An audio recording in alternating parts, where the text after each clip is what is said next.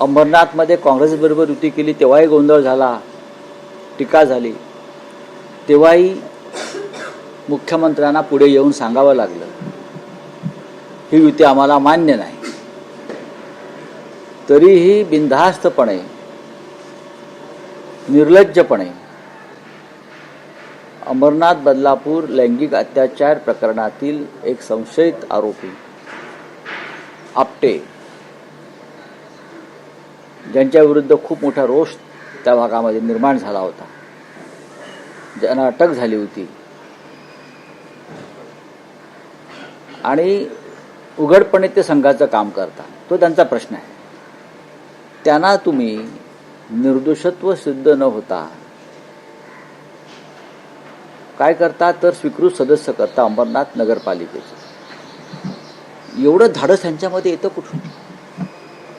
म्हणजे मी संशोधन करणार आहे, माझं जरा संपलं हे सगळं, की ही रिसर्च करण्याची गोष्ट आहे की भारतीय जनता पक्षामध्ये त्यांच्या लोकांमध्ये एवढं धाडस येतो कुठून, की अत्यंत महाराष्ट्रामध्ये ज्या विषयावर सगळ्यात मोठी संतापाची लाट उसळली अशा प्रकरणातला एक आरोपी, लैंगिक अत्याचार प्रकरणातला, त्याला तुम्ही स्वीकृत सदस्य करता. तुम्हाला काही लाजा वाटत नाहीत.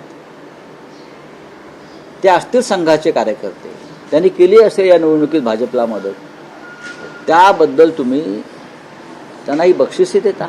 म्हणजे उत्तर प्रदेश तो एक बलात्काराचा आरोपी सोडला सेंगर म्हणून,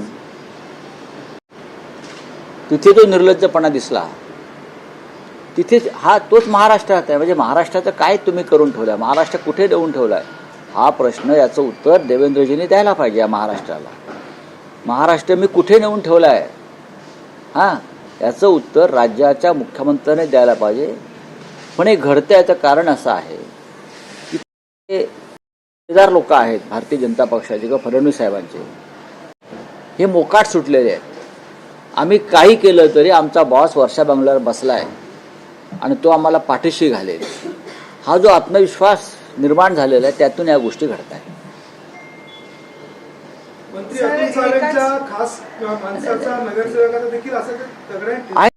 मात्र तेच चाललंय, कायदा आणि सुव्यवस्था हातात घेऊन जे काय चाललेलं आहे सर्वत्र. हा बोला.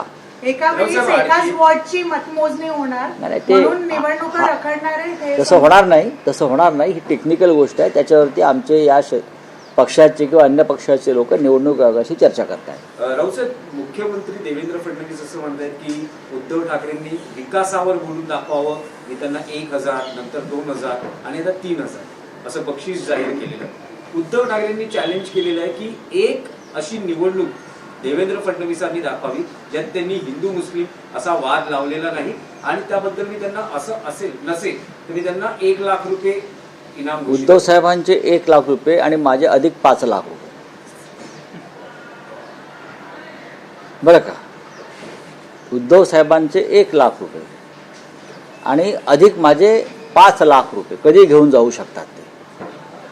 त्यांना जर अमाऊंट वाढवायची असेल तर ती मी वाढवायला 11 लाखही करायला तयार आहे. मीच कशाला, आमच्या पक्षातला प्रत्येक महत्त्वाचा माणूस अशा प्रकारचं आव्हान